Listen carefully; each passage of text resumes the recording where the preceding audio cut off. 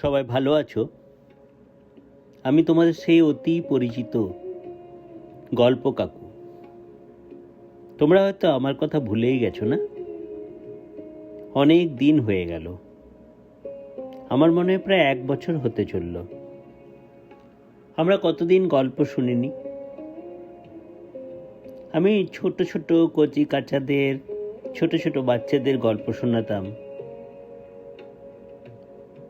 অল্প অল্প গল্প স্বল্প যেগুলো হতো, সে আকাশ ভরা গল্প স্বল্প সেই চ্যানেলের মধ্যে, সেখানে আবার আমি এসেছি আজকে একটু অন্যরকম ভাবে। আজকে আমি আড়াল থেকে গল্প বলবো।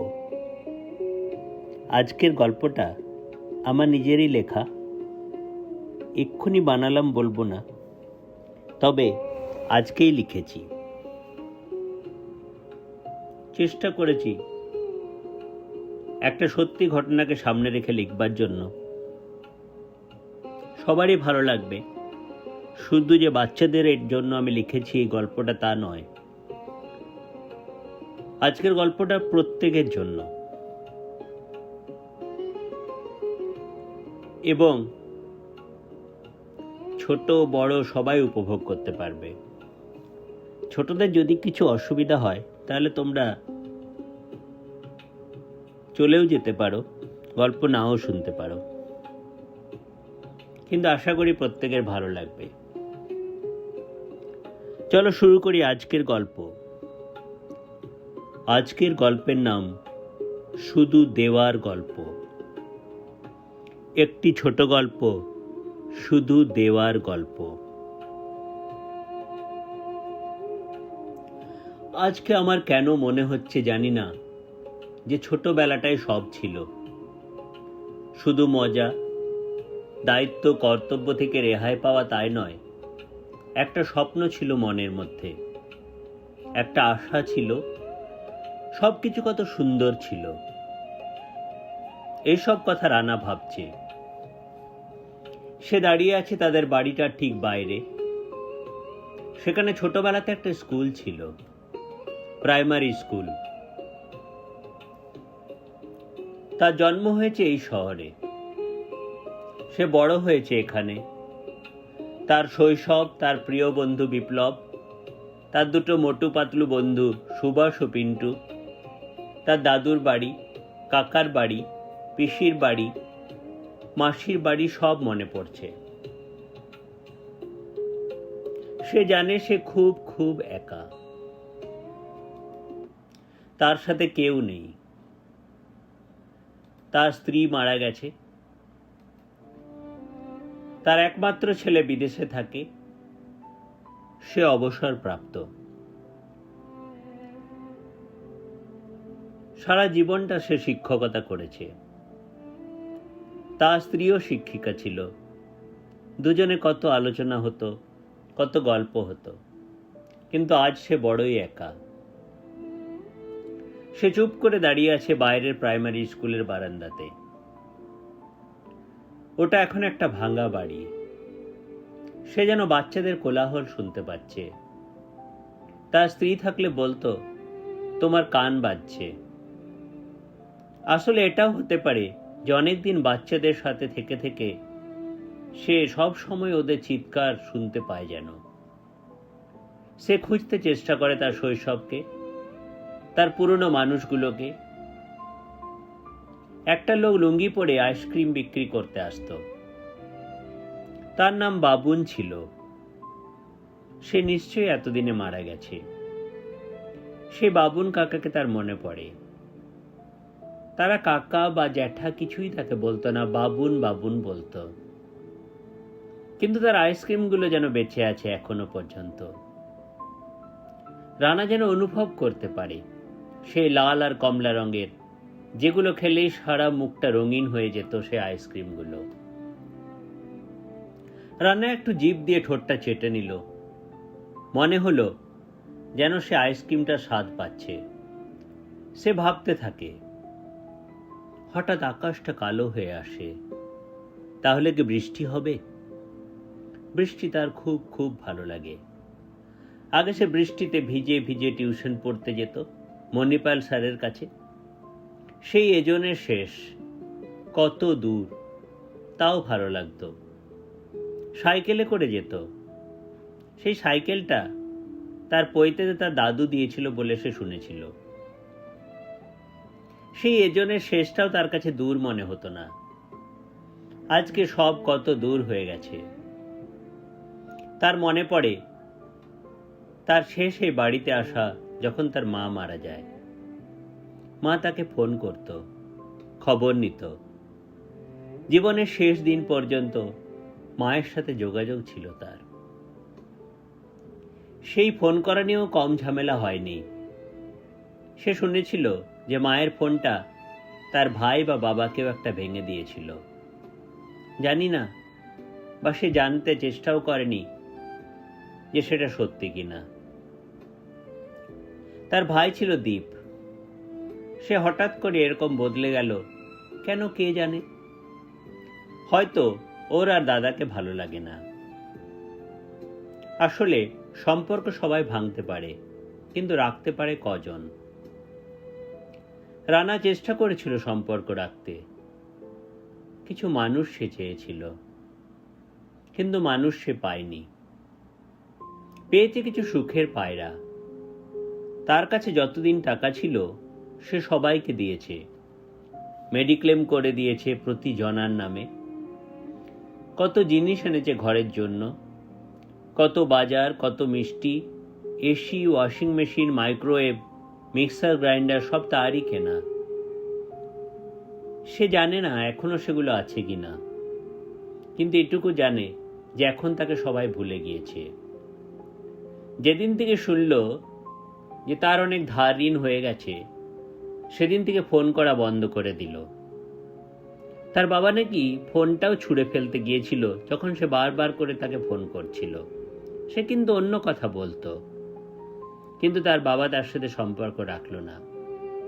ভাবলো রানা যদি টাকা চায়, কিন্তু সে সম্পর্ক রাখতে চেয়েছিল যে সেও সেই ঘরের একটা মানুষ এই হিসাবে গণ্য হতে। কেউ রাখেনি সম্পর্ক। যখন রানার ছেলের পৈতে হলো, তখন একটা লোক এলো না। সবাই কত কথা জিজ্ঞেস করলো, কিন্তু রানা কাউকে কিচ্ছু বলতে পারল না। সে খালি আড়ালে গিয়ে কাঁদছিল। বলতে পারল না তাদের বাড়ির লোকের না আসার কারণ।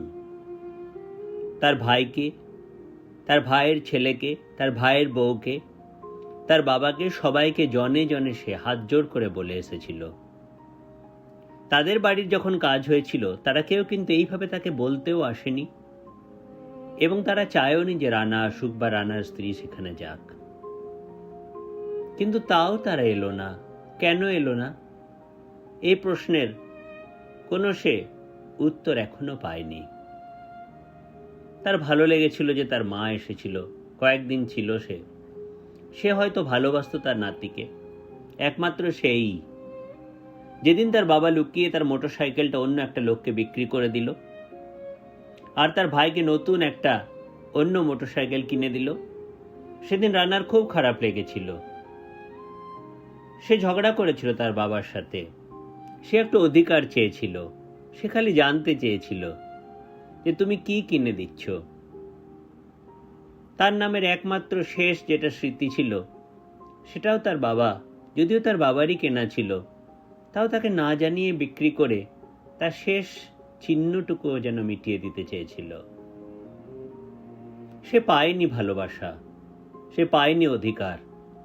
ভালোবাসা, অধিকার, স্নেহ এগুলো জোর করে পাওয়া যায় না, কেউ তাকে দেয়নি। রানা, তুই এখানে? সে চিনতে পারে না, কিন্তু খুব চেনা চেনা লাগে। একটা বয়স্ক মানুষ, থুরথুরে বুড়ো, হাতে লাঠি। পরে বুঝতে পারে সে ছিল খোকন কাকা। তাকে খুব ভালোবাসতো ছোটবেলাতে। খোকন কাকা, উকু কাকা, শ্যামল কাকা, দারু কাকা, মাধব কাকা, সবারই কথা তার খুব মনে পড়তে থাকলো। একদিন তারা খুব ভালোবাসতো তাকে, কিন্তু সবকিছু কেমন যেন হয়ে গেল। জমি জায়গা নিয়ে কত মামলা মোকদ্দমা, কত ঝগড়া ঝামেলা। এইভাবে একদিন সেও কত দূর হয়ে গেল। আজ তার কাছে কেউ নেই, সে একা দাঁড়িয়ে আছে। সেই প্রাইমারি স্কুল, সেই ভাঙা স্কুলের বারান্দাতে। রানা কোথায় হারিয়ে গেছে। খোকন কাকা তাকে দেখে চিনতে পেরেছে। তার মানে তার বাবাও এরকম বৃদ্ধ হয়ে গিয়ে থাকবে, কিন্তু তাকে দেখলে নিশ্চয়ই চিনতে পারবে। তাহলে কি সে বাড়ি যাবে? না, সে বাড়ি যাবে না। আর দুর্ব্যবহার তার ভালো লাগে না। আর মাও তো নেই, কে তাকে চা জল দেবে? সে খোকন কাকাকে দেখে না চেনার ভান করে বলল, আপনার ভুল হচ্ছে, আমি রানা নই। খোকন কাকা হাঁ করে তাকিয়ে থাকে, যেন বিশ্বাস হয় না। কিছু না বলে এগিয়ে যায় সেই থুরথুরে বুড়োটা। একটু একটু করে বৃষ্টির ফোঁটা পড়ছে। তার এই জায়গা ছেড়ে যেতে ইচ্ছে করে না। মনে হয় 30 বছর যে বাড়িতে সে কাটিয়েছে, সেখানে একবার দেখে আসে সব কেমন আছে। তার একটা হারকিউলের সাইকেল ছিল, সেটা কি আছে? তার রুমের সেই মেরুন রঙের এসিটা, সেটা লাগানো নিয়েও কম ঝামেলা হয়নি। কেউ সহযোগিতা করেনি, সবাই খালি দোষ ধরেছিল। সেই ঠাকুর ঘরটা কি আছে? সেই কুয়োতলাটা? রানার মনে পড়ে যায় কিভাবে টালির ঘর থেকে ওদের পাকা বাড়ি হয়েছে। কত ছোট ছোট অনুষ্ঠান, 25শে বৈশাখ, 22শে শ্রাবণ, সরস্বতী পুজো। তার ভাবলে খারাপ লাগে যে কিভাবে তার বাবা ইলেকট্রিকের সুইচটা বন্ধ করে দিত যখন সরস্বতী পুজোর অনুষ্ঠান হতো। এত কিছুর পরেও স্মৃতিটা থেকে যায়। তার মা কিন্তু সবসময় তাকে অনুপ্রেরণা দিয়ে এসেছে। 30-32 বছরের স্মৃতি, সেই ছোট থেকে বড় হওয়া। রানার মনে পড়ে যায় তার মায়ের হাতের মাংসের ঝোল, সেই ডিমের কালিয়া, সেই আধ সেদ্ধ বাঁধাকপির তরকারিটা। সেই গন্ধগুলো যেন তার নাকে এসে লাগে। তার মনে হয় দৌড়ে চলে যায় তার বাড়িতে। তারপরে আবার তার মনে পড়ে তার রুমটা তো আর ওখানে নেই। তার সেই ঘরটা, যেটা তার বেডরুম ছিল, সেই উপরের ঘরটা, যেখানে জানলার উপরে 3 কোণা যে ডিজাইনগুলো, সেগুলো রানা বলেছিল মিস্ত্রিকে করতে। আজকে আর সেটা তার ঘর নয়। সেখানে সে কতদিন শুয়েছিল, সেটা আজ তার ভাইয়ের ছেলের রুম। তার পড়ার ঘর, তার শোবার ঘর। তার কত কত জিনিস ছিল ওই ঘরে। তার কিছু কৈশোরের কথা, কিছু যৌবনের চিঠি, তার গল্পের মতো প্রেমপত্র, সিনেমার টিকিট, কিছু ডেয়ারি মিল্কের র্যাপার। সেগুলো সব পড়েছে তার ভাইয়ের বউ দীপালি। পড়ে হেসেছে, মজা করেছে দাদার লাভ লেটার দেখে। তারপর ফেলে দিয়েছে নিশ্চয়ই। এখন দীপ, দীপালি আর তাদের ছেলে রনিত। নামটা বড় অদ্ভুত না? ঠিক যেন মনে হয় কোনো দৌড় বা কোনো রান করতে চলেছে, এবং রান করে যেন সবাইকে হারিয়ে দেবে। তার টার্গেট কি? শুধুমাত্র বিবেককে হারানো? তার ছেলে বিবেকের জন্য, বঞ্চিত করার জন্য যেন একটা রান করছে সেই রনিত। শুধু ঠাকুরের আশীর্বাদ নিয়েই রানার ছেলে বিবেক বড় হয়েছে। সেন্ট জেভিয়ার্সে পড়ে আজ সে বিদেশে চাকরি করে। বাবাকে ভালোবাসে, কিন্তু আসতে চায় না এই পড়ার দেশে। বলে, এখানে টাকা নেই গো বাবা, আমাকে বিদেশেই থাকতে দাও। রনিত এখন কি করছে কে জানে। আর তার ভাই, সে কিন্তু তার প্রিয় বন্ধু ছিল। দুজনে কত ঘুরেছে তার পুরনো পালসার গাড়িটা করে। জীবনের দোকানে সিঙ্গাড়া খাওয়া, হোটেল রোড স্টারের তড়কা রুটি, সবকিছু আজও মনে পড়ে। কিন্তু দুজনের মধ্যে কোথায় যেন একটা গোপনীয়তা কাজ করত। অনেক কথায় পরস্পরকে লুকিয়ে রাখার একটা অভ্যেস হয়ে গেছিল। পরে সেগুলোই অশান্তির সৃষ্টি করেছে। কে জানে কেমন আছে তার ভাইটা। আজ সে দুর্গাপুরে পুরো ঘরের মালিক। কথাবার্তা, ফোন অনেকদিন বন্ধ হয়েছে। বিবেকের পৈতেতে না এসে অজুহাত দিয়েছিল রানাও নাকি ওর ছেলের অন্নপ্রাশন পৈতেতে আসেনি। রানা তো জানে সেইভাবে রাখেইনি কেউ তাকে। ওরা তো চেয়েছিল যে রানার স্ত্রী যাতে না আসে, তাই কেউ তাকে ডাকেনি। রানা কিন্তু হাত জোড় করে সবাইকে রেখেছিল। রানার সব থেকে খারাপ লেগেছিল তার বাবা কেন এলো না।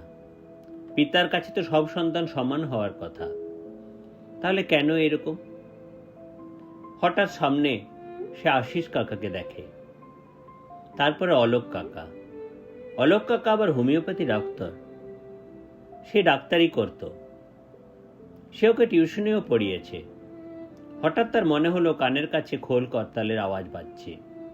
সে দেখতে পায় পদ্ম পলাশ নামে একজন মস্ত বড় কীর্তনিয়াকে। তার মনে পড়ে যায় তাদের গ্রামে 24 প্রহরের কথা, কত বড় মেলা বসতো আর কত মজা হতো।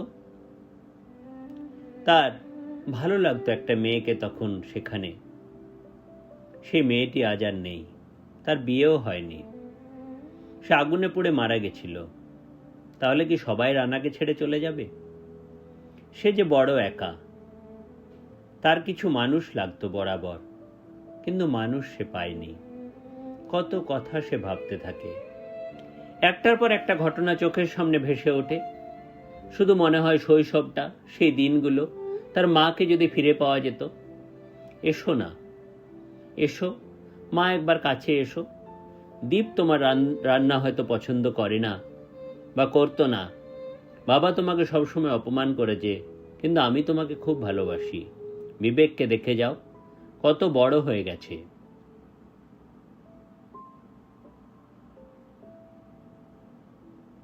দুর্গাপুরের এই বেসরকারি হাসপাতালটায় খুব ভিড় হয়। কত লোক, কত রুগী, রোগীর আত্মীয় স্বজন। আজকেও একই রকম ভিড় এখানে। লন্ডন থেকে বিবেক একটু আগে কলকাতায় নামলো। এখান থেকে নীল ফোন করেছিল তাকে। কেন করেছিল? নীলের কাছেই বিবেক বড় হয়েছে। সে তার বাবার বন্ধু, মায়েরও বন্ধু, সে তার মাতৃস্বরূপ।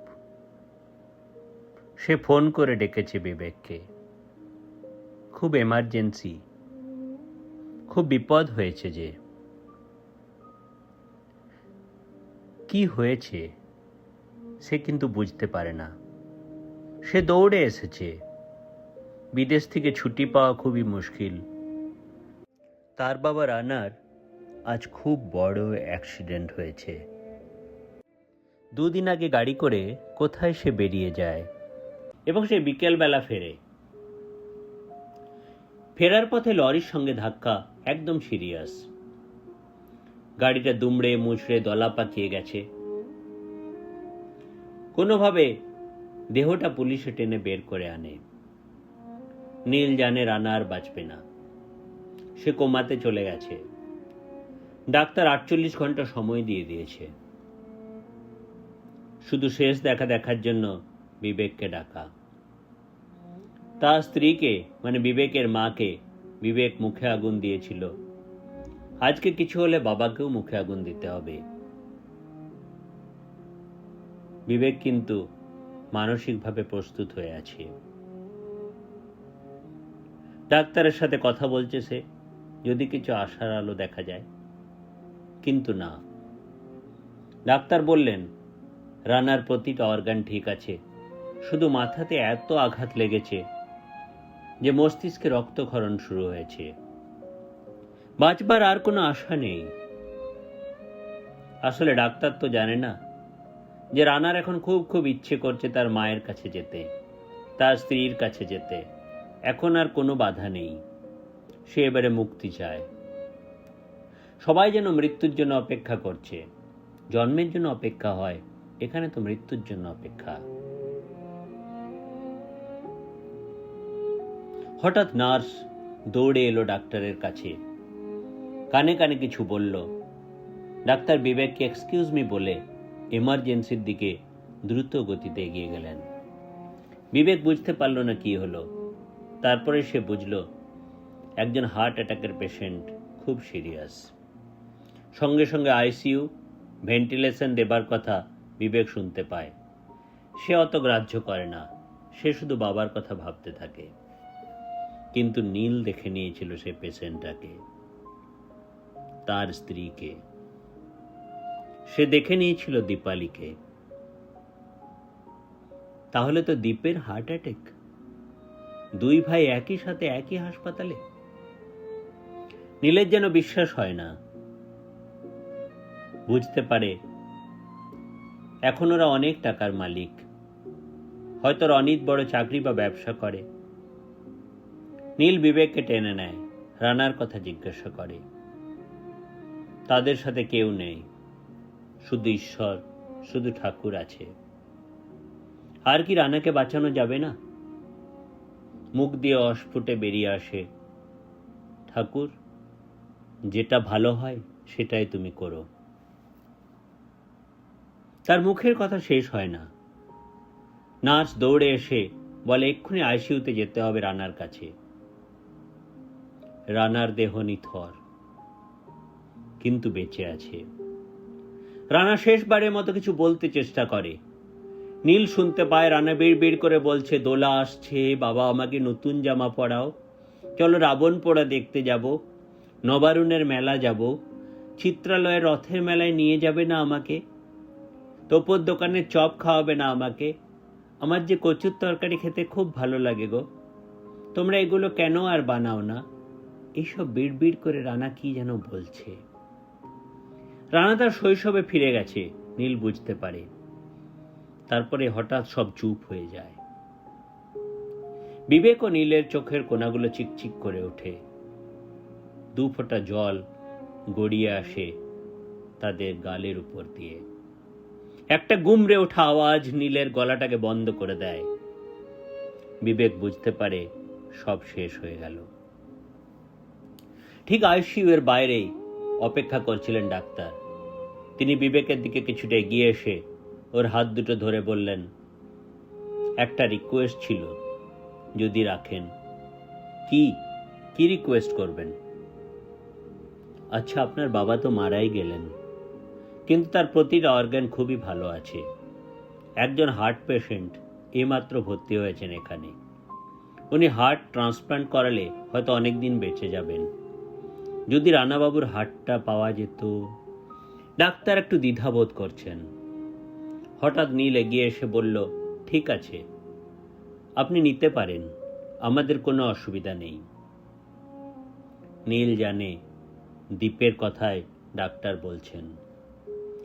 সে জানে তার দাদা নিতে জানে না, দিতেই জানে। আজকে অজান্তে তার হৃদয় দিয়ে ভাইকে বাঁচিয়ে দিয়ে গেল। সে ডাক্তারকে ডেকে বলল, ডাক্তারবাবু, একটা অনুরোধ আছে। আপনি কিন্তু আমাদের পরিচয় ওদের দেবেন না, আর কোনো টাকা পয়সাও আমরা চাই না। বিবেক পুরো বুঝতে পারে না কি হচ্ছে, শুধু বুঝতে পারে যা হচ্ছে ভালোই হচ্ছে। আইসিইউ এর দরজাটা খুলে গেছে। সাদা চাদরে মোড়া রানার দেহটা বাইরে বেরিয়ে আসছে। আরেকটা আইসিইউতে যাবে সেটা। দূর থেকে হালকা একটা ঢাকের আওয়াজ ভেসে আসছে। বিধাননগরের সেক্টর 2C-তে এই পুজোটা কাছেই হয়। বিধাননগরে এই হাসপাতালে দাঁড়িয়ে নীলের মনে পড়ে যায়, কাল তো সপ্তমী, মায়ের দোলা আসার কথা। রানা চলে গিয়েও প্রমাণ করল সে নিতে আসেনি, শুধু দিতেই এসেছিল। আস্তে আস্তে ঢাকের আওয়াজটা আকাশে বাতাসে ছড়িয়ে পড়ে।